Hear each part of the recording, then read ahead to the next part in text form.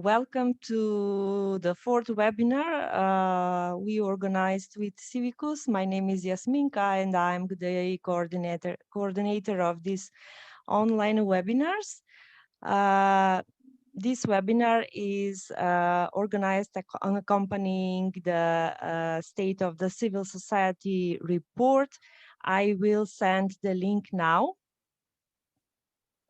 in the chat so that you could all see. Check out the report. And in order to have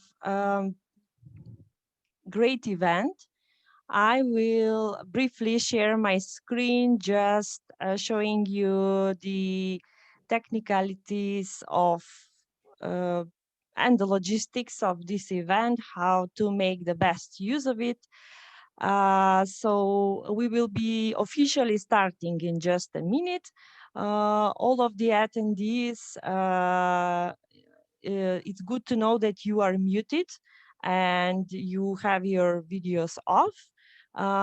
In the control for the participants below, you can find your pronoun and add whatever pronoun you would like. Then you have the chat section where you can say hello, introduce yourself to everyone. This webinar is on the topic of the narratives of collective action and shifting paradigms and claiming rights. You can see all of our speakers here who will be introduced later by our moderator, and this is Halalelo Gaibi. She is the communication officer at Civicus. So we also have interpretation, simultaneous translation into Spanish.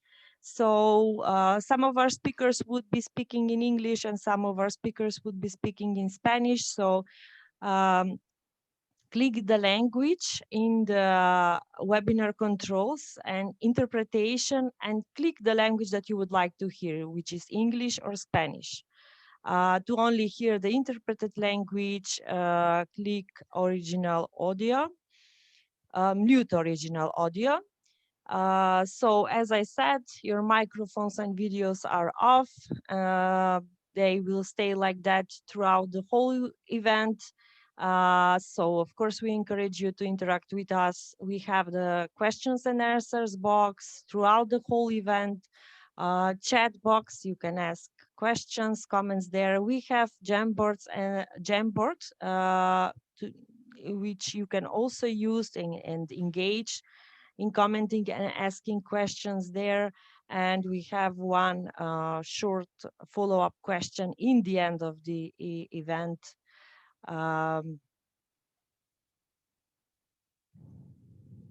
So you can also choose how you would like to see the speaker's view, choose how you wish to see the speakers and other participants.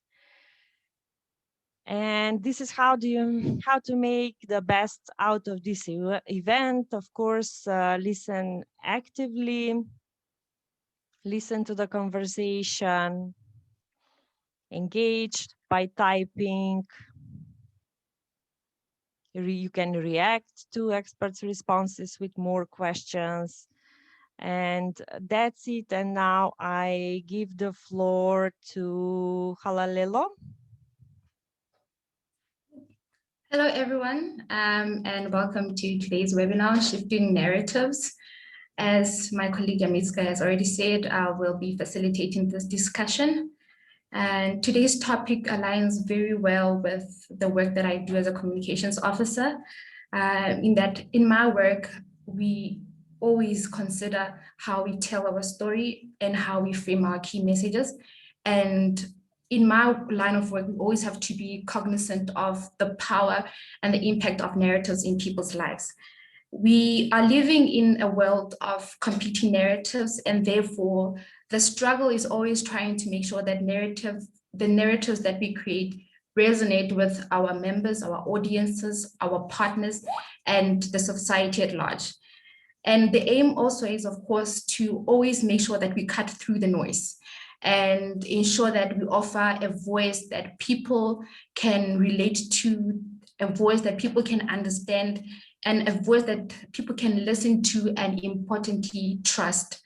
And I think therein lies the challenge, cutting through the noise and being a trusted voice in civil society is often not easy, especially in our times where those who are threatened by a free civil society often portray activists as criminals, as thugs, as foreign agents, enemies of the people. The list goes on.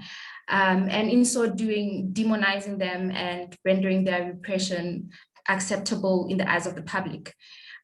Today, we live in times where states and non-state actors are constantly and deliberately producing and disseminating narratives intended to delegitimize the actors whose civic space they are trying to restrict.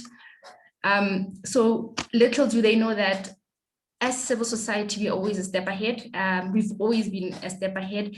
In fact, the focus on shifting narratives or framing, as it has been conceptualized by academic literature and social movements, has always been the bedrock of social movement action. And it has always been a staple of advocacy groups and social movements.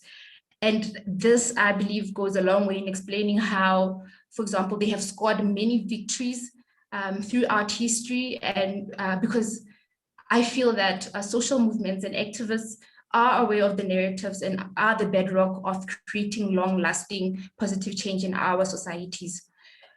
Not only that, but we are also aware of the need to identify, recognize, and challenge harmful narratives of civil society by changing meanings, shifting perspectives, articulating the unspoken, and really making the invisible visible. And that's why we're here, colleagues, to provide a space to reflect on the power of narratives, to reach a better understanding of what these narratives really are, and to just share our experiences of how narratives are being used by civil society activists and organizations to effect positive change. So we have brought together a great panel, dare I say, of civil society activists from several countries to share with us their struggles, to tell us their approach to narratives and the impact thereof. And therefore, I would like to welcome our lovely panel. In no particular order, I will just go through their names and a bit about their background. We are joined by Dalia de la Cerda from Mexico. Hola, Dalia.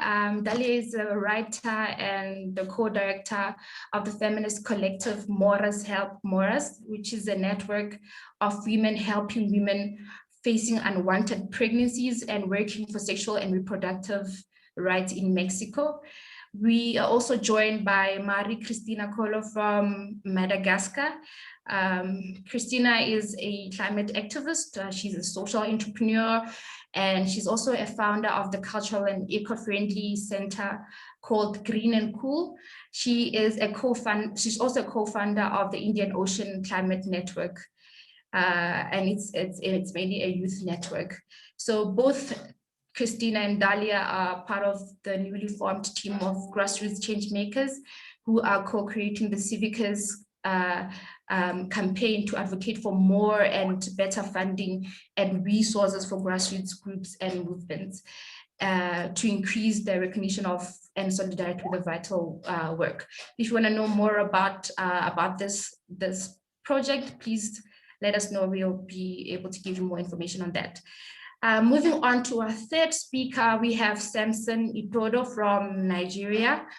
Samson, amongst many other things, he's a community organizer. He's a development practitioner. He's also executive director of Diaga Africa, and was also a convener of the Not Too Young Run movement in Nigeria. The next speaker that I'll be introducing is mi colega from Argentina, Georgina Orlano. Georgina is a feminist sex worker and National General Secretary of the AMMAR organization, which is a major organization that is currently fighting for sex workers' rights in Argentina. They do have offices across the world, but yeah, Georgina is mainly based in Argentina. Last but not least, we are joined by Phumi Mthethwa, who is based here in South Africa. And Phumi is an activist working on issues of economic, gender, and LGBTQI plus equality and justice.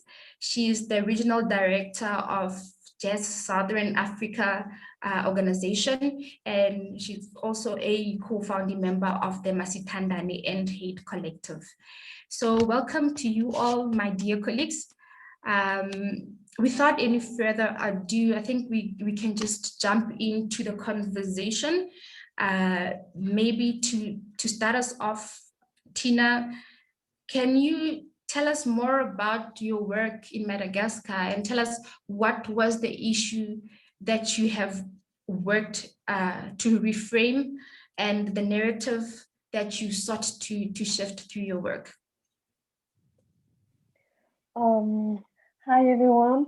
So actually, I'm wearing several hats. Yes, I'm a climate activist, I'm a social entrepreneur, but I'm also an ecofeminist. And it will be difficult for me to talk about all the different challenges and that I'm going through and all the different work I'm doing. But today I'll try to focus on two main topics because the two of them are more personal for me. Um, the first one, as an ecofeminist, I launched a movement that is called Ecofeminist Madagascar, and I personally work on fighting against rape culture in my country. Like many other countries, we in Madagascar we are still living in a patriarchal country, where you know it's of course it's complicated because I'm a youth, I'm a woman in the same time, and um, even as an activist, I'm even less considered. Sorry for my broken English. I'm a French speaker actually, so I'm doing my best. And yeah, in Madagascar, talking about rape is not, and in other country, I know that it's still a taboo. In other country, we had movements like the hashtag Me Too, but here, when you talk about it, the victim is still considered as the one to be blamed. And as a leader, as a leader myself, as a climate activist, for me, it was like I don't know if it's the right word in English, but for me, it wasn't. I wasn't being honest if I couldn't, if myself, I'm not able to break the silence and talk. Because yes, I'm myself a rape survivor. I've been raped for several years when I was still a child by a member of my family, and talking about it was something really difficult. And but this story and this trauma made me what I am today, made me as I'm not a Wonder Woman, but I'm still doing my best to improve lives of others. And now uh, I used my personal story to bring awareness, to help other people, and to you know to help them being able to face the taboo, to be able to talk, to break the silence. So that's the reason why I launched a movement. For the first time 2 years ago, I was able to speak publicly about what happened to me. It wasn't easy since even in the public, I saw many guys laughing at me. Some say that because I wasn't well educated. No, that they, some say that they were able to educate their daughter well, so their daughter can't be raped. And that time I felt like, okay, this is something really challenging. I know that I have to do that, even if it's hard for myself, even if it's hard for my family. So um, when we are talking about narrative, um, this for me is my personal narrative that I use in order to bring a positive change. And I'm glad that today, for the first time in Madagascar, we were able to create a group of victims helping each other, supporting each other, feeling free to share and help each other. And how to say, we are not victims anymore. We are survivors today, and I'm proud to be a survivor. And I'm proud of doing my work today, helping other survivors, other victims to become survivors. And even even if our society is not perfect, even if the patriarchy is still here, thanks to, this, the different stories we are collecting, we are not now able to bring some positive change. And yeah, I'm an optimistic person, so that's how I'm doing to, and that's what I'm doing currently. And yes, as you explained, I'm also into climate activism. But for me, sexual violence and environment is actually linked. Is the way we treated nature is similar to the way sometimes vulnerable people are treated, um, like just like objects. So yeah, as I said, I'm an ecofeminist. I don't know if I've talked too much. Please tell me if I'm supposed to stop here. Um, but yes, I think that's it for me. Jasmika will let you know if you are going overboard, but thank you so much for sharing your story and just trusting us with your story.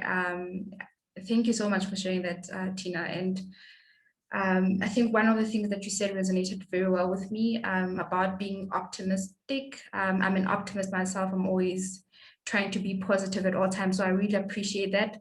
And you also touched on your work on climate activism. And I feel like, we have seen how young people have been at the forefront of mobilizing solutions for climate change. And Samson, shifting to you then, shifting narratives on young people and their participation has been a critical part of your work. So do you mind just sharing with us why is changing the narrative so important to your area of work? And following up to that question, what would you change for the better if you succeed in making the public view young people in a different light? Okay. Yeah, can you hear me? All right, Yes. thanks. Thanks for having me. And it's such a delight to be amongst, activists who are transforming society across the world. Mary, I'm really inspired by your story, and just the energy and the hope that you give is just contagious. So thanks so much for sharing your story. So with respect to youth participation, and just a bit of background. So I work in the space of political inclusion and trying to, disrupt the space of politics to get young people and women and persons with disabilities into public office. And I'll talk about why this is very important, for us as citizens of the world. There were three, sort of conclusions that we arrived at before we started the Not Too Young to Run. And so you're talking about narrative. I'll frame our narratives around, sort of three broad issues.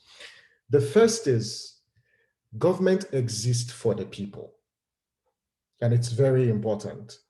And if government exists for the people, the policies of government and the actions of government must be in line with the will and aspiration of the people. So that was the first conclusion that we actually arrived at. The second was the public space is not exclusive to a certain class of people. In the public space, the reason why it is a public space, it's because it is meant for everybody, irrespective of religion, irrespective of age, irrespective of geographical extraction, or even sexual orientation. And that public space is a contested space, and therefore, a section of people cannot exclude another section of society because they want to lay hold to political power. And the third was the fact that in our society, particularly the Nigerian society and even in Africa, you have our state houses of power and our seats of power, dominated by men. And so politics is the game, it's an old boys club. Our political parties don't have space for young people and young and even women. And we were dissatisfied with the status quo, and we wanted to change the status quo. And that was why the Not Too Young to Run movement evolved. And it evolved simply, to disrupt politics and say, hey, you cannot continue to run the affairs of state because the state by its nature is predatory. And so you can't continually run the affairs of state, excluding a cross-section of your population that are very important to the development process. And so any society, that excludes its young people and doesn't give them the role to participate, runs the risk of not tapping into the energy and into the innovation and the resilience of young people. And what did we do? First, our constitution, that's a political and a legal document that contains our aspiration as a people, because the constitution says we the people, also excludes young people from participating. So on one hand, the constitution says you can vote, but you have to wait until you're 40 before you become president of the country, or you have to wait until you're 35. And the youth age in Nigeria is between 18 to 35. And so what the constitution clearly said was a young person cannot be in public office.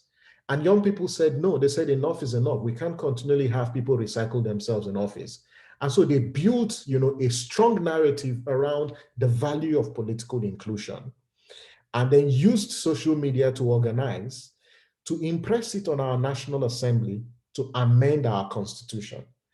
And the Nigerian constitution is a rigid constitution. So to remove a full stop or a comma, or to even cross a T or dot an I in the constitution requires a very long and cumbersome process.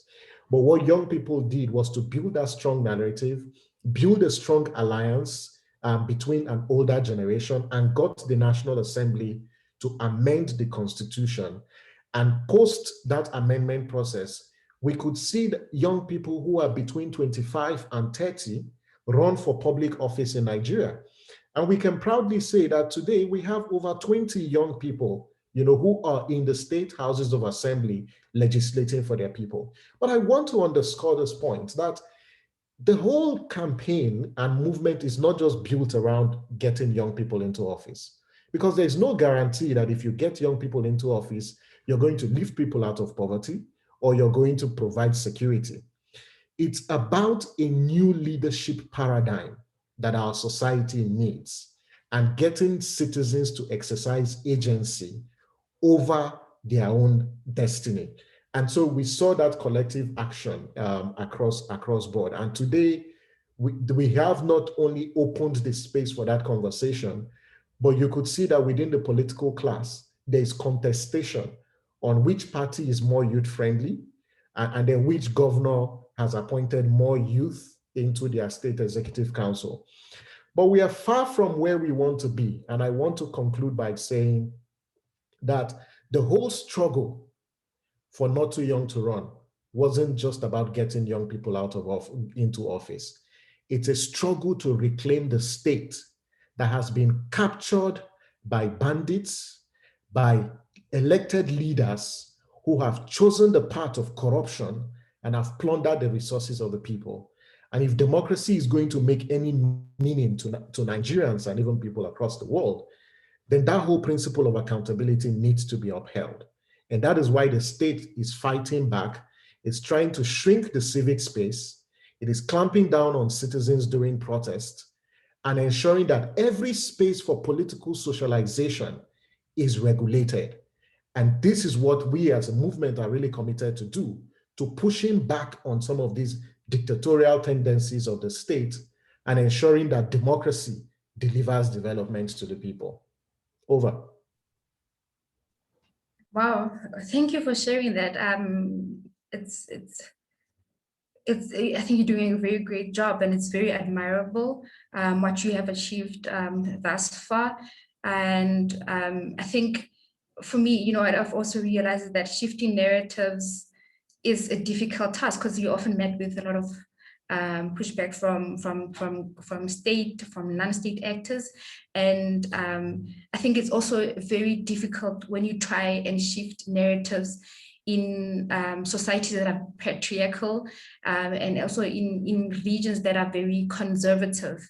And in particular, I think when we are moving on to my colleague in Argentina, Georgina, we've witnessed a number of positive change in a region that one would deem conservative. And in particular, we recently witnessed a major historic event, or a win rather, with the legalization of abortion in Argentina. So I'm interested in finding out from you, Georgina. I know you've been working in Argentina as a advocate for sex workers' rights, and you are also working towards shifting the narrative in your field of work. So my question to you is, how is this change in the narrative instrumental in claiming rights for sex workers?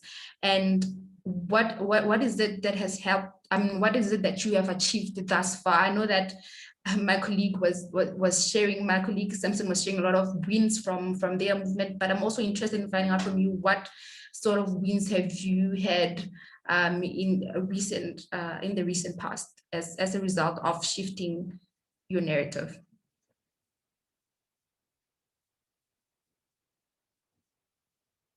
Georgina, are you there? Sí, acá estoy. ¿Se me escucha bien?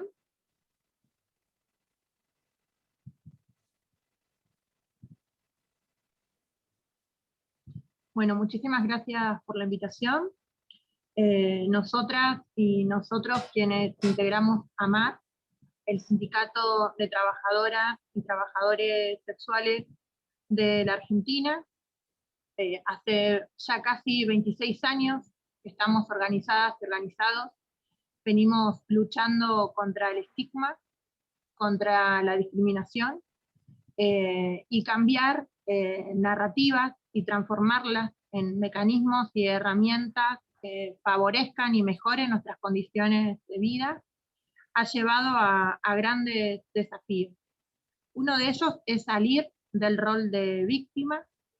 Siempre se suele como ubicar a las personas que ejercemos el trabajo sexual o la prostitución como personas no sujetas de derechos, donde el Estado tiene un rol muy paternalista y aparecen distintas ONGs o organizaciones que también tienen una mirada maternalista, donde se tutela nuestras decisiones y donde generan o tratan de generar políticas públicas para nuestro sector, pero esas políticas y esta toma de decisiones no hace parte a nuestra organización y no hace parte a las trabajadoras y a los trabajadores sexuales.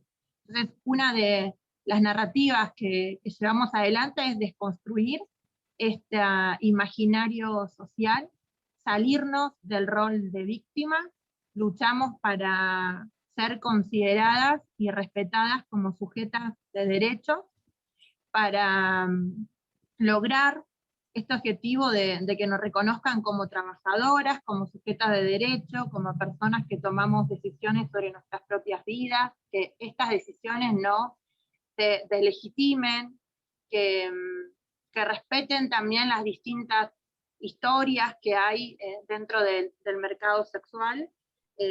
Tenemos que generar herramientas que luchen básicamente contra el gran estigma que hay hacia nuestro trabajo, hacia nuestra vida, hacia nuestro entorno sobre todo, porque no solamente el estigma termina estigmatizando a quienes ejercemos el trabajo sexual, sino que todo el entorno de la trabajadora o del trabajador sexual termina siendo estigmatizado. Así que construir nuevas narrativas hacen que tengamos que generar distintas estrategias, ya sea comunicacionales, como de incidencia política, de articulación con los feminismos, que para nosotras y en la experiencia de Argentina, posterior a lo que fue acá las movilizaciones del Ni Una Menos, el reclamo por el fin de los femicidios y contra la violencia de género, llevó también a que podamos incursionar en estos espacios, que nuestras voces comiencen a ser escuchadas, pero fue también una gran batalla que tuvimos que dar dentro de estos espacios, sobre todo para que se diferencie trata de personas con el ejercicio de trabajo sexual, que se respeten las decisiones nuestras y que en esos espacios no sean cuestionadas las mismas, y nos llevó a que podamos tener una agenda propia, también articular con distintos movimientos, ya sea sociales, feministas o sindicales, teniendo en cuenta que nuestra organización, aunque en Argentina no esté reconocido aún el trabajo sexual, sí hay una central de trabajadores y de trabajadoras que nos reconoce como tal, y somos parte de una central de trabajadores y trabajadoras en nuestro país, y eso ya para nosotras es una gran herramienta, ¿no?, de estrategia para cambiar la narrativa. No somos una ONG, o no queremos salvar o queremos otro trabajo, sino queremos este trabajo, pero con mejores condiciones laborales, con derechos como obra social, acceso a la salud sin estigma ni discriminación, aporte jubilatorio, y estas estrategias son pensadas por nosotras.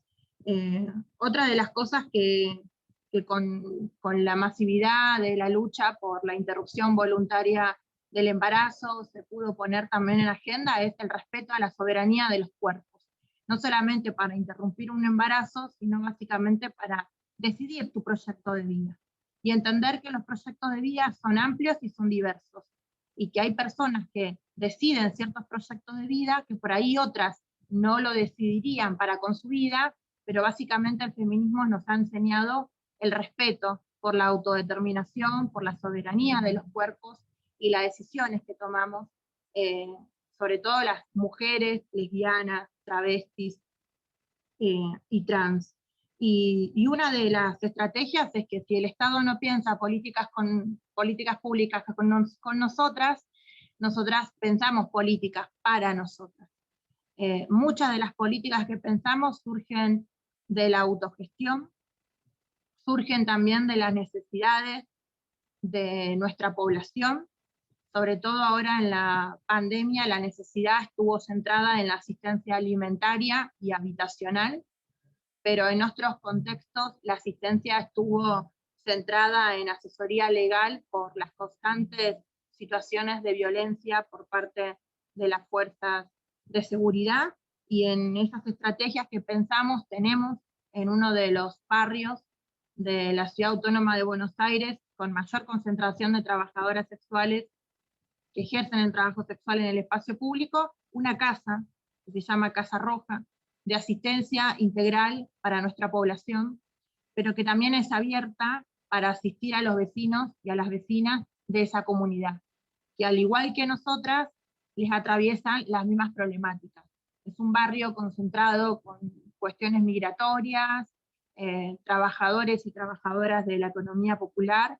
Entonces también pensar en una casa, en un barrio donde viven y trabajan nuestras compañeras, es también hacer parte de esa comunidad y sacar toda la mirada criminal y delictiva que se tiene sobre nosotras y ponernos en un lugar como de organización, ¿no? Que nos organizamos, que llevamos servicios sociales a nuestras compañeras, pero que los mismos están abiertos para cualquier urgencia de algún vecino o vecina, y cuando viene a nuestra casa ve a las propias trabajadoras que luego están en las esquinas armando bolsones, dando apoyo escolar, armando las viandas para repartir a los hoteles donde viven nuestras compañeras, y eso es un poco corrernos del imaginario y del estigma social y ponernos en el lugar donde hace 26 años luchamos, ¿no?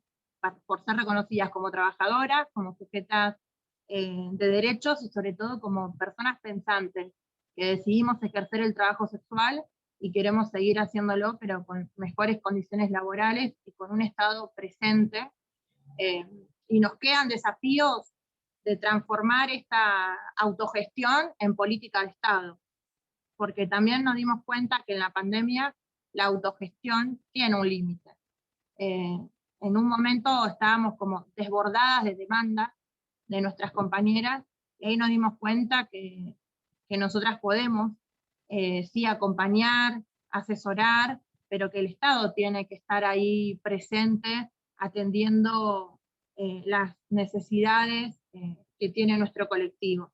Así que ese sería como nuestro gran desafío, ¿no? Que las políticas públicas que lleva adelante el Estado sea pensada conjuntamente con nosotras. Y después otra de los desafíos es cambiar las legislaciones que hay en nuestro país, que tienden a criminalizar nuestro trabajo porque lo consideran que es igual a la trata de personas. Así que con esos dos grandes desafíos es que seguimos luchando para transformar nuestras vidas y mejorar las condiciones.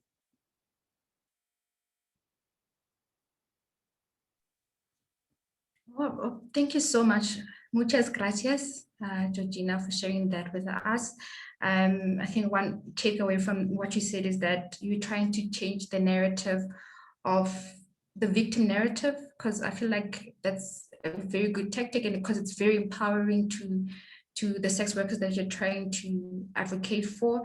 And I know you said you do not consider yourself an NGO, but I feel like you are making changes and positive changes in your communities, and you are doing commendable work. And I think also this is a good segue to my question to you, Pumi, because Georgina spoke a lot about changing the legislation, changing the laws and policies. It is often argued that South Africa has the most progressive constitution in the world. So I'm very interested, Pumi, in hearing and finding out if having the most progressive constitution has made things any easier for you in shifting social perceptions of how LGBTQI plus people are viewed, or if it has changed how people perceive women's issues. Has it made any difference? And how are you? I'm sure that you come across a lot of anti-rights narratives in your work, as with any other, social activist. I want to find out how you're countering these anti-rights narratives, which tend to be very powerful and sometimes frustrating, and can often deter most activists, from pushing for social change. So I'd love to hear your thoughts on that. Thank you so much, Halalelo. Thanks so much for this invitation, and so much appreciating and with a lot of respect the previous fellow panelists' contribution to this moment. Halalelo will tell us that she's still not free, regardless of the constitution that she lives under. We probably celebrate a lot of rights, and rightly so. We should celebrate them. When you listen to Georgina and what she's saying, there's still a lot of pushes that are necessary to ensure that policy and constitutional frameworks recognize in the first instance the people, nature, as well as guarantees those protections. But it doesn't work like that. As a queer person in this country, I learned the hard way. And as a woman, as a feminist, and as a Black person, I learned the hard way that a lot of these changes, as necessary as they are largely what is visible, what you can hold, a paper, a constitution. You can celebrate parliamentarians passing a law. You can win a court battle, and you can jump with the president because on paper, that is what we have. And at JAS, the organization that I'm part of, when we think about narratives, we say in as much as it is important to defend those and to continue to struggle in those sides, we are, however, as activists, making a huge mistake by not looking into the other powers that are at play that actually influence why Halalelo and I are still not free today, regardless of the constitution that we have. One thing that we particularly talk about is what we term at JAS as shadow or hidden power. And that power, and our comrades in Kolobeni, Amadiba Crisis Committee will tell us, the minister will say, we can't do this, we can't give you the land to protect and defend because it is according to government. But they will tell us that behind that minister, behind that president is corporate power. However, who is the voice of that is where we put our energies to challenge the state. Probably the one thing that when I'm listening and I see all of our CVs where we come from and the struggles that we have waged over the years is a power that is invisible. It's a power that says sex workers, this side, homosexuals, this side, HIV positive people, this side, feminists, this side. It's invisible power that largely frame the many struggles that are being waged.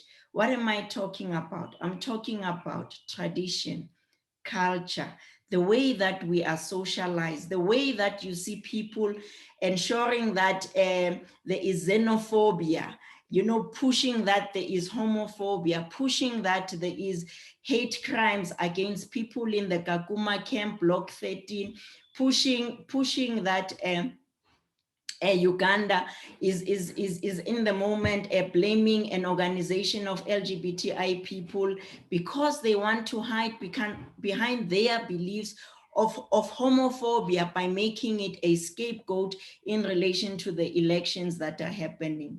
So we have spent so much time, and we should continue to spend time in making sure that we win the court battles, we win legislative protections, we win constitutional dispensation that are progressive, that actually allow people at least a framework of rights. But if we completely ignore the power of corporations, the power of all those money people behind, and many of us who have done work in the United Nations will know that at the end of the day, when a government makes a declaration, there is like a line of religious right fundamentalists who are actually against our agenda. But the spokesperson will be the face that has to represent why oppression should be legitimized. And we will know that when they say homosexuality is not allowed in Africa, or it is un-African, there's no legislation about that, but that is a belief, a narrative that has been cemented for many, many years to erase many of us, to ensure that we actually do not even make it as a possibility of entering that United Nations or that parliament, because we basically are people without, who don't exist, right? So our approach is that in our strategies and our tactics, we have to have in place all of the sides of struggle and all of the analysis that are necessary to put into the framework to think about the multiplicities of powers that are actually working against us, to actually see about the transformative change that we need to see, whether we're working on sexual and reproductive rights, whether we're working against gender-based violence, whether we are working to make sure that people who have been excluded actually make it, or whether we're working to defend the environment and make sure that all of us on the margins actually make it. We have to actually look at the multiplicities of forces that are at play. All right, thank you so much, Kumi, for sharing that. And I do agree, not yet Uhuru, we are not yet free, and there's still a lot of work that needs to be done. And I think through your work, you're also doing a commendable job. And I think aluta continua. So I think also the pandemic has also really made things very difficult for everyone. It has made things even more challenging. It has made this fight even more, unbearable for civil society as a whole. Which brings me to my question for mi colega Dalia. Hola Dalia, can you please tell us a bit more about the issue that you have worked to reframe, and how disruptive has been the past year for your work, and taking into consideration COVID-19, and how have you as an organization or as a movement adapted to these challenging times? Hola a todas y todos. Yo trabajo en una organización feminista que se llama Morras Gel Morras. Estamos en México. Nosotras nos posicionamos como una colectiva que es trans incluyente, es anticarcelaria o antipolíticas punitivas. También estamos a favor de los derechos de las trabajadoras sexuales y además nos posicionamos como antirracistas. Esto en un contexto como el mexicano, que es un contexto completamente polarizado, donde van creciendo los discursos de odio contra las trabajadoras sexuales o contra las personas trans. Es complicado porque así como generamos muchas alianzas estratégicas, también nos cerramos o nos cierran muchos espacios por nuestras posturas. El trabajo que nosotras venimos realizando en este momento es modificar las narrativas en torno al aborto. Iniciamos modificando las narrativas en torno al aborto respecto a ver el aborto o a las mujeres que abortan como víctimas, como que esta es la última solución que tienen. Empezamos a posicionar al aborto como una decisión más en la vida reproductiva de las mujeres y de las personas gestantes. Empezamos a cambiar la narrativa del aborto para verlo desde una perspectiva más positiva, quitándole el estigma, no solamente a nivel social, sino dentro del movimiento feminista, que muchas veces todavía replicamos consignas que siguen estigmatizando el aborto. Estamos también modificando las narrativas en torno a los argumentos que usamos para hablar de aborto, ¿no? Por ejemplo, la pobreza. Nosotras creemos que hablar de pobreza y hablar de aborto no es una buena combinación, porque el problema no es que haya niñas o niños en situación de pobreza. El problema es la pobreza. Todas las mujeres y personas gestantes tendrían que tener la capacidad para poder criar a sus hijas e hijos en condiciones de dignidad. Entonces, nosotras creemos que estos no son buenos argumentos, ningún argumento que sea racial, que sea punitivista, que reduzca a las mujeres a simples víctimas incapaces de tomar decisiones, o que use la pobreza como justificación, nos parece un buen argumento. Creemos que el aborto se tiene que defender como una decisión más de autonomía que toman las mujeres y las personas gestantes. lo que estamos trabajando actualmente o hemos trabajado en el último año ha sido sobre la importancia de las leyes de aborto, en las leyes de justicia reproductiva, de derechos sexuales y reproductivos y de gestión menstrual, hablar de mujeres y de personas gestantes, porque luego nos enfrentamos a que si las leyes dicen solamente mujeres, las personas trans, los hombres trans o las personas no binarias quedan excluidas de estas leyes y se les niegan los servicios.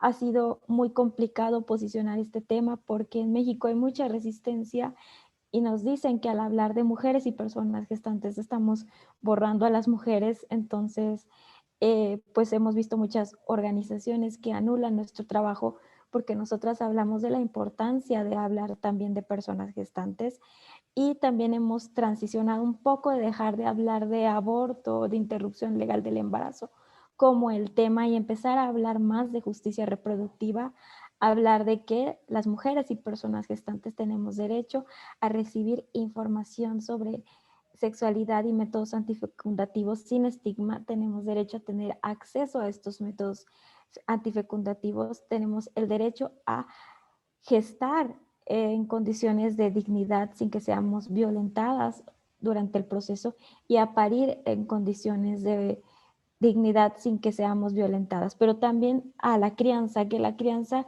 sea vista como un derecho colectivo y como un derecho que se tiene que ejercer no solamente desde lo individual, sino donde todas las personas tendríamos que estar involucradas, ¿no?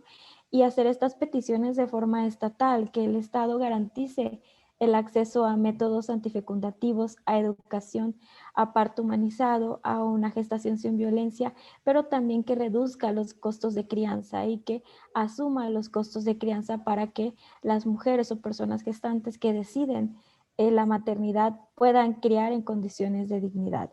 Entonces, eso ha sido lo que hemos estado enfocadas a dejar, a quitar el estigma del aborto, a empezar a usar argumentos que no reproduzcan otros sistemas de opresión cuando hablamos de aborto, a incluir a las personas no binarias y a las personas trans en el tema de los derechos sexuales y reproductivos, y a empezar a hablar de justicia reproductiva, ¿no? Que también incluye el tema en México de las esterilizaciones forzadas a personas que son racializadas o a personas que son empobrecidas.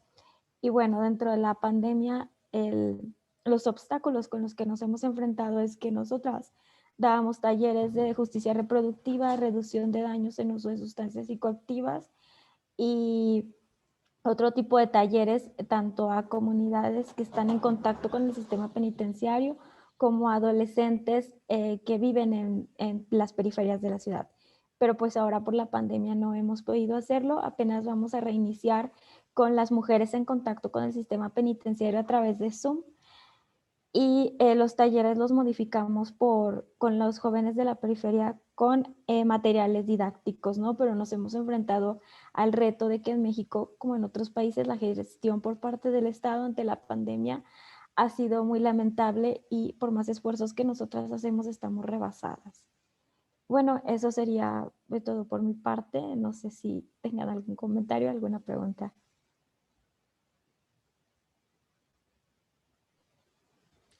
Muchas gracias, Dalia, for sharing that with us. And I'm also happy to hear that even like despite the pandemic, you're still soldiering on and you're still pushing and doing your work despite the challenges that the pandemic has posed to your work. And just like I've commended everyone, I think you are also doing a great job and well done. For just pushing through even through like difficult times. And the conversation I feel will continue and there's still a lot to be said in terms of, you know, talking about the different tactics, the different strategies that are employed by colleagues. And I think this has been a very insightful, you know, start to our webinar, and I personally have learned a lot from listening to you sharing all your experiences. And I'm hoping that my other colleagues who couldn't attend will also learn a lot as we share the video at the, of this webinar, the recording of the webinar at the later stage. So I'd like to thank each and every one of you for sharing your experiences of how you are using narratives in the line of your work to effect positive change. I think at this juncture, I will hand over to my colleague Minska. I don't know if there's any update, but I believe we need to just take a 5-minute breather, and then we will continue right after our break. Okay. Now during this break, I encourage you to share your reflections of what have you learned at the Jamboard. This is for the panelists and for the attendees. The link is here in the chat box. You can ask questions, you can add comments here. You can ask questions in the questions and answers box, and see you again. We are here, stay at this link, but we are just having a break of 5 minutes. See you again in 5 minutes.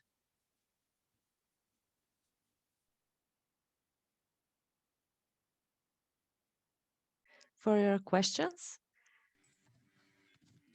let's wait for and comments and reflections. Of course, there are a lot of thank you notes in the Jamboard, as I could see. So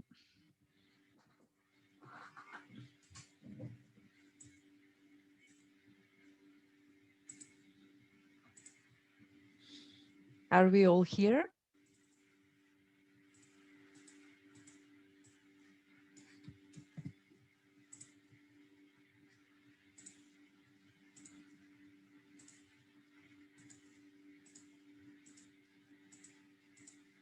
Hi.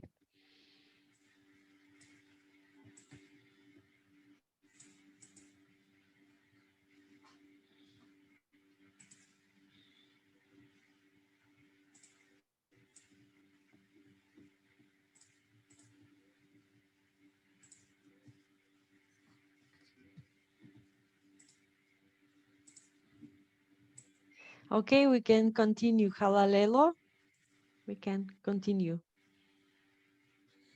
So I think actually at this point, it comes over to me if I'm correct. Okay. Right? Yes. Mm-hmm. So yeah. So hi folks. I'm Deborah. I work with Halalelo in comms at Civicus. This has been really fascinating to listen to. At Civicus Secretariat, we've been on our own journey exploring narratives over the past year or so. And I think one of the things that really strikes me is that every conversation I have, everything I read, I feel like I'm continuously learning about narrative, and hearing the different ways that people have used narrative in their work today has been both really inspiring, because it's nice to see the idea applied when we've been looking at it a lot, often from a theoretical point of view, but also just to further kind of understand how much narrative is actually shapes the world that we live in. And as civil society, we're using this in different ways, but we're also faced with a lot of narratives, and that's what I've heard a lot of today as well. So we're both trying to put out their positive narratives, but we're trying to counter the narratives that are already there. And the real power of narrative is, I think, something that we're just starting to delve into and to really tap into. So I'd like to turn your attention back to the Jamboard. So there's a few different sheets on this Jamboard, and I'll go through them. And then for anybody who might not have used, I'll also explain how these work, in case you might not be aware. But the first, if you're on the Jamboard, which Yasminka had saved, the first page has reflections. If you look at the top, there's an arrow where you can go to the next frame. And we have posed a question from the discussion today: how could you apply narrative strategies to your own work? So if you could take a few minutes to think about really, with what you've heard today, is there something that you might apply to the work that you're doing? Is there some kind of change you might want to think about? I mean, myself, I have a few things I want to put here. And then if you go to the next frame as well, there's another question, which is how can we as civil society collaborate to better own the narrative? So these are amazing stories that have been told today, amazing experiences, you know, and I think that it's been very valuable to share them amongst the group of us. But I also feel like, how do we get this out there more? What can we do to support each other in this work? Because I think it is still quite new. So it would be good to hear from everybody how they feel about how we can better collaborate as civil society, which will also help Civicus to shape some strategies going forward as well. So we're going to give you about 5 minutes to just go through that. So again, the first page is general reflections. The second page, if you click through to the next frame, is how are you going to apply some of these narrative strategies that we talked about today to your work. And the third one is how can we as civil society collaborate to better own the narrative. If there's anybody who's not familiar with using the Jamboard, to add a sticky, if you go to the left-hand side, you'll see a pen, you'll see an eraser, you'll see an arrow, and then you'll see a sticky. As soon as you click on that sticky, you'll then be able to type something, which you can then drag over onto the frame. And again, if you go into the second frame, if you click on the sticky, you can also add there as well. So we'll just give folks maybe not even 5 minutes, 3 or 4 minutes to start brainstorming some ideas, and then we can start talking about it. Is there any questions or anybody who's not clear on how the Jamboard works? And you can also write in English, write in Spanish, write in whatever language you feel comfortable.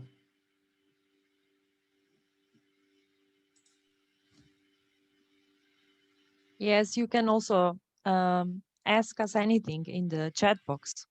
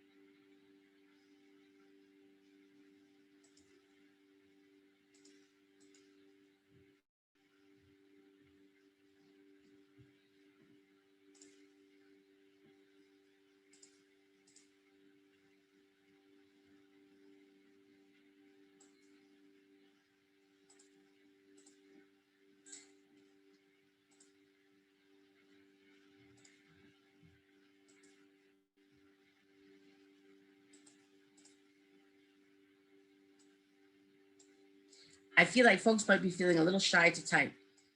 So maybe what might help is actually if I take people through. So on the first page, we had reflections. If everybody can click through for me to this first question, which is from the discussions today, how could you apply narrative strategies to your work? Are folks there? Can you see that page okay? Is there anybody who can't see it?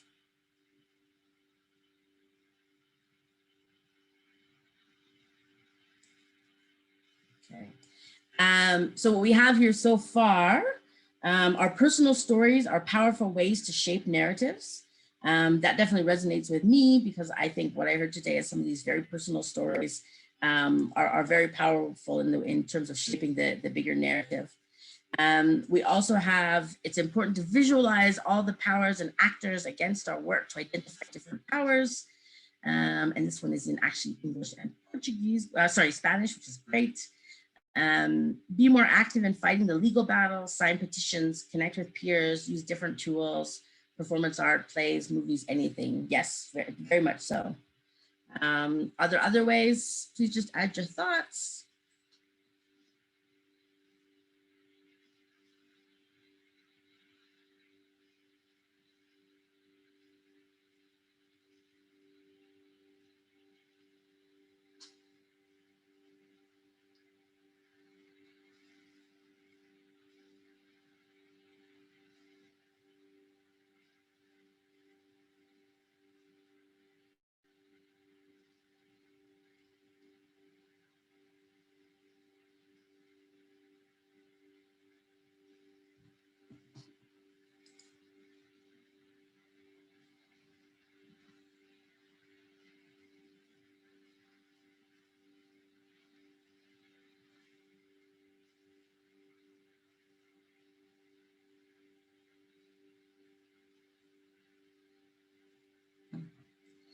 This is very interesting because we have both be more active in fighting the legal battle as something that's been learned, but not only focus on the legal fight, but make sure we see the different layers. Some insight here around reframing individual experiences to reflect structural issues. To me, this is very powerful because I think that as human beings, we tend to connect more with human beings than issues. And when we can see how the structural issues impact the everyday, you know, and human lives, it can be a very powerful way in terms of you know, helping to shape the narrative. I'm going to move us through to the last board, and I see there's already some items on here. And the question is, how can we as civil society collaborate to better own the narrative? So if I can get folks to spend a few minutes on that one. I know I'm pushing through these. These boards will also be open afterwards. So for sure, people can continue to talk about them and think about them.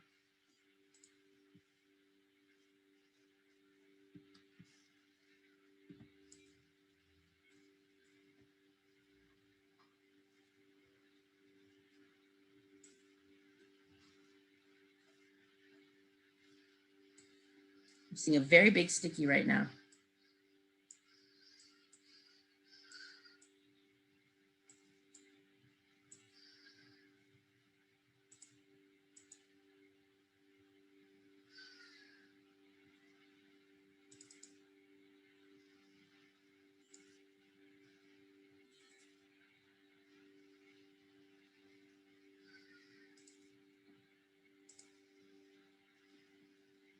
There we go.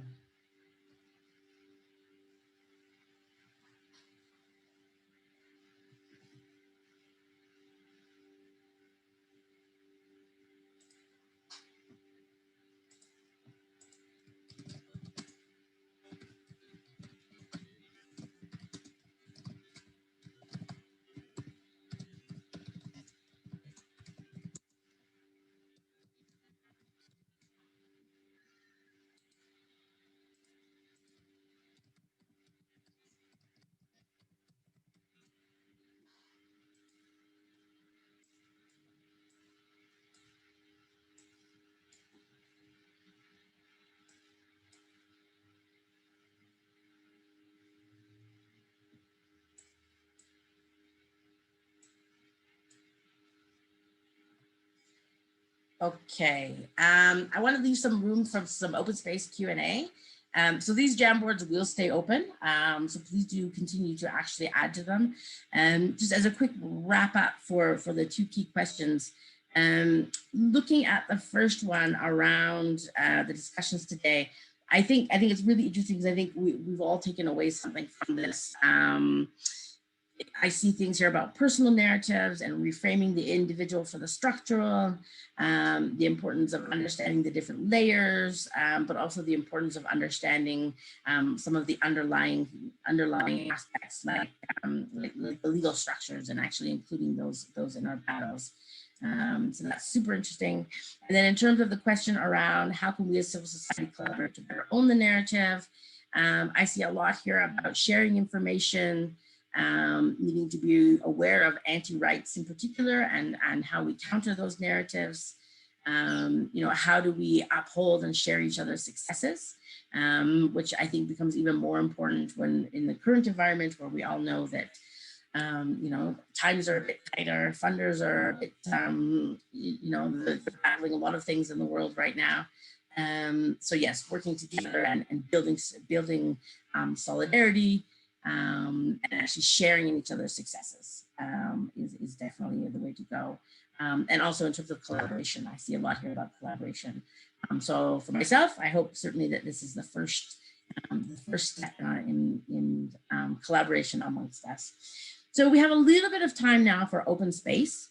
Here is the time where, you know, we've heard from the different panelists. We've also heard on the Jamboard about different ways people plan to take this forward, how we can collaborate. I can see that there's some comments here around various things on the Jamboard. There's also one key question posed generally, not to anybody specifically. But if you would like to pose a question, you can either pop it here on the first page of the Jamboard or in the chat. The question that's there now is, what's the role of social media in changing the narrative? I don't know if one of our panelists would like to take this on, or is there somebody who's used social media quite successfully in their work?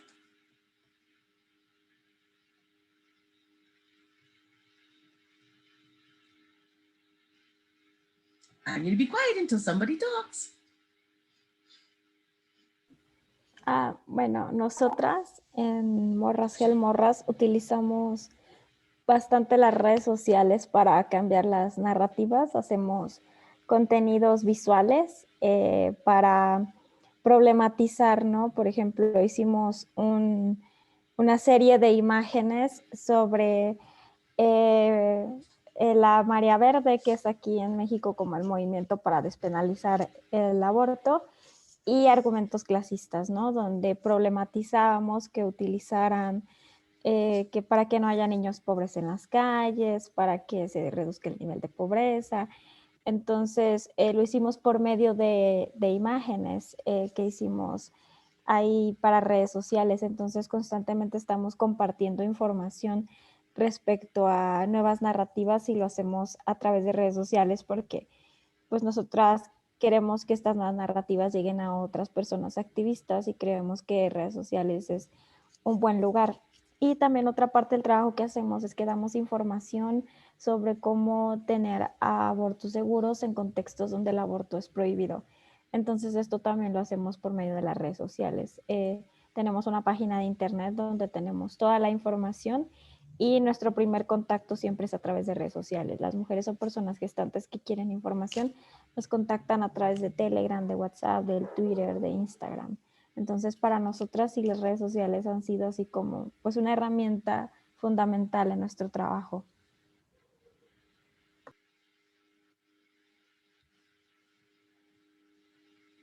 Fantastic. Thank you very much. Yeah, an extremely powerful medium. I'm going to show my age here, but I'm from a time from before social media, and it still amazes me just how far messages can reach. And they really are an important part of shaping the narrative because they are an important part of the fabric of you know, almost all of society these days. Marie Christina, you want to add something? Yes, I also wanted to share about our use of social media. Actually, in Madagascar, we are among the poorest country in the world, and social media is not so much used. So we, most of the people, they still rely on traditional media like radio. So if you want to reach rural population, you have to use radio. But still, even if not so many people are using internet, social media impact is still growing more and more in our country. And for example, with our movement, we use different arts to share our messages through social media. But one of the main thing in Madagascar, and I know that in other country, it can be the same. A Facebook post can put you in jail, and this happened to some people. A few weeks ago, one of my friends was put in jail because of a Facebook publication. So Facebook can be, and other social media can be dangerous, but still, it's a good way today to show and to how to say it properly in English. I'd say it's now a new platform where you have more freedom to express, even despite the different rules, despite the threats, despite the risk. You know that some people will see your fight, and some people will be able to protect you, and there will be a community that will support you. So when this friend went to jail a few weeks ago, we were able to talk about it at a larger level. And yes, he was finally released. And this also happened to me when I had a personal fight with a minister, a member of the government, and finally this member of government resigned because of all the buzz created on social media. So even in country like mine, where social media is not so much, you know, is not everywhere. We are not even using Twitter that much, but we realize that we can use it in a good way, and grassroots activists can now use this platform to share their messages, their ideas. So yeah, I'm still positive about it. Yeah, fantastic. I think you've raised two very important issues of risk, but also even when we don't think that social media has a huge role possibly in a society, how powerful it really can be. Georgina, you have your hand up.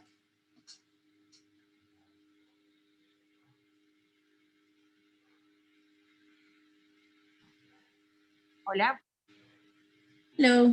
Bueno, nosotras también, para las trabajadoras sexuales, las redes sociales son una herramienta de poder combatir el estigma y utilizamos mucho las redes con este fin.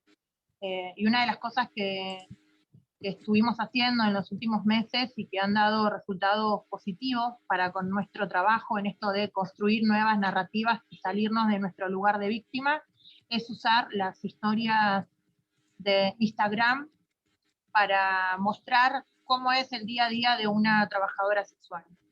Va desde cómo sale de su casa, cómo es su entorno, hacer algunos videos con las conversaciones que tenemos con los clientes, también mostrar nuestro lugar de trabajo, ya sea las que trabajamos en la calle, mostrar la zona, mostrar cómo nos organizamos, mostrar cómo nos dividimos las esquinas, cómo decidimos el tiempo, el horario, cuáles son nuestros mecanismos de autocuidado.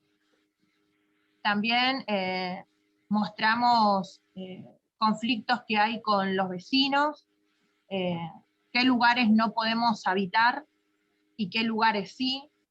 Hemos sacado en base a esto un afiche con 10 recomendaciones por si sos vecino o vecina, ciudadano o ciudadana, que vivís en una zona donde habitan y circulan trabajadoras sexuales, qué cosas favorables podés hacer, ¿no? Como las que trabajamos en la calle, por ejemplo, no tenemos lugar para ir al baño. Y los lugares donde no podemos habitar justamente son los lugares donde tienen los baños, que suelen ser los bares, los restaurantes, que nos tienen como prohibida la entrada, según ellos y ellas, para cuidar a su clientela.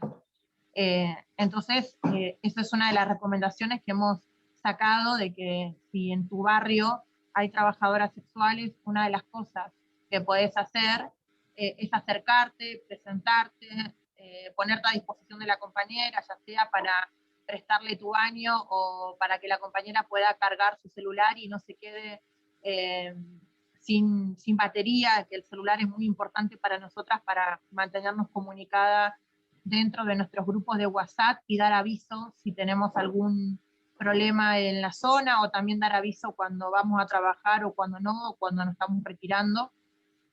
Y eso fue una de las buenas prácticas que tuvimos, porque la recepción de la gente fue muy buena. De hecho, nos han escrito muchos trabajadores y trabajadoras de otros rubros diciendo que el día a día de una trabajadora sexual era igual que el día de ellos, y nosotras creemos que justamente cumplimos en nuestro objetivo, que era acercar a la trabajadora sexual a esta idea de sujeta de derechos, de trabajadora, que tiene un montón de problemas como los tiene el resto de la gente, que tenemos familia, que también recaen sobre nuestras espaldas las tareas de autocuidado, la responsabilidad del hogar, el cuidado de los niños y de las niñas, y que todas las dificultades que atravesamos tienen que ver por el no reconocimiento de nuestro trabajo.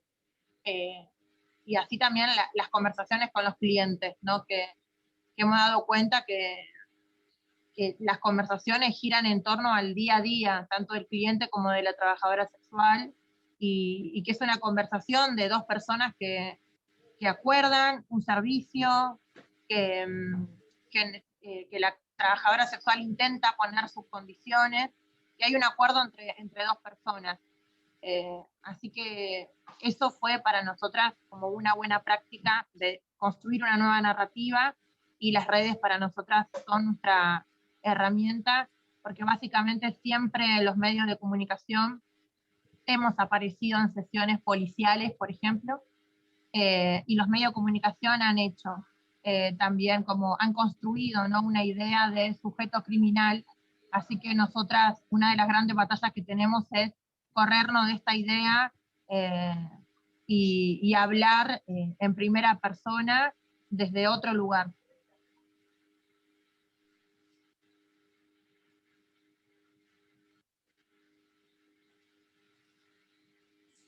Yeah, Georgina, thank you for sharing. I think that's an amazing story.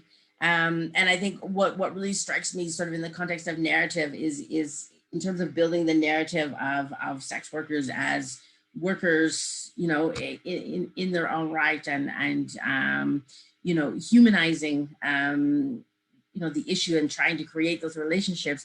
I'm struck as I think every woman knows what it's like to need to go to the bathroom and not be able to go to the bathroom, and not have a place. So that's something that struck me actually quite strongly. And I think that the things that we build those narratives out of can be so diverse, and so everyday. It's really fascinating. It really is. And yeah, congratulations on the work that you've been doing. We are running out of time. I feel like we could go on for a very long time. So I am going to turn it over to Ines to wrap up. And my apologies, we didn't get to more stories and more questions. I think I could talk about this topic the entire day. But yeah, it's been a really interesting hour and a half. But Ines, I'll turn it over to you to wrap up. Thank you, Deb. Okay, so I will try to do this in like 1.5 minutes. I will give it a try. So again, this was amazing, a true inspiration. So thank you all. I will just want to say first, I mean, what this was not. And I you know, just to make clear that this is not, you know, a fad or, you know, something that's in fashion to talk about narratives. It's not like it's a recipe that we are providing with new tricks that we should try and see how they work. What this is an opportunity to share our experiences and learn from each other's experiences. Learn about what? Learn about how change actually happens. I mean, this is not like a book of recipes, you know, that we have to try. This is what we've been doing all along. This is the way social movements have been changing the world for the past, century? So all the big issues that have come to be on the global agenda, that have shaped our lives, that have made us women, LGBTI people, migrants, you know, you name it. They have made us subject of rights by doing exactly this, you know, by framing the issues in a different way, by making people see things in a different light, by speaking the unspoken, by making those who are invisible, who have no space, who have no place in public space, to make them visible, to, you know, as one of you said, you know, just redefining who should be seen and heard, whose voices are not just sounds, but words, and whose words have meaning, and, you know, what they mean. And so we've heard stories, you know, about speaking the unspoken and how that changes everything. And, you know, we've seen this is not just abstractions, it's people, actual people putting their bodies on the line, quite literally, to change things. Changing them how? Changing them from turning issues into something that happens to me, you know, an individual problem that I have. That, you know, normally if it's my problem, it's my life, I have to take it, just move on. Turning that into something that's collective, that's, you don't have to take it, you have to fight it, because it's everybody's problem, right? So, you know, I think all the stories we've heard are exactly about that, fighting stigma, replacing prejudice with pride, making the invisible visible, making those who don't have a voice, just making themselves heard. So we need more of this, especially at this time where we're facing powerful anti-rights narratives. And those narratives are on the rise for a good reason, because they are a backlash against our victories. They are reacting to what we've gained. So, and they are more powerful than ever because we are more powerful than ever. So the one thing that we need to know is that rights are fragile, right? That you don't just win them once and for all, that you need to protect them, that you need to fight the backlash, and you need to keep doing this. So yeah, just let me finish by wishing us all the strength that we need to keep up the work. And yeah, thank you very much, everybody. See you soon. Okay, thank you, everyone. This event has been amazing. And now we only have just one follow-up question. Amanda, can we, I'm going to launch the polling, allow the panelists to vote. Yes, overall, was this event a good use of your time? You have agree, disagree, and somewhat agree. And we'll have maybe 30 minutes for this.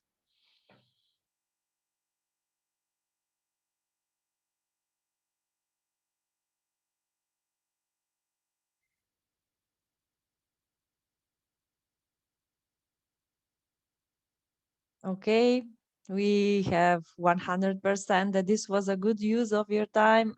Thank you, everyone. And until next time, yes, have a good afternoon. Have a good evening.